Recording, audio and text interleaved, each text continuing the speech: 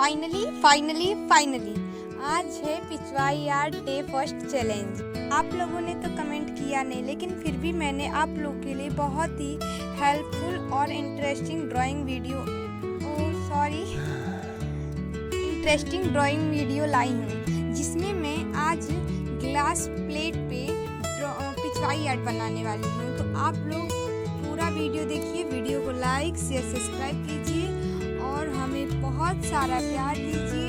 तो चलिए बिना देर किए हुए वीडियो को शुरू करते हैं, और बिना लाइक किए आप लोग कहीं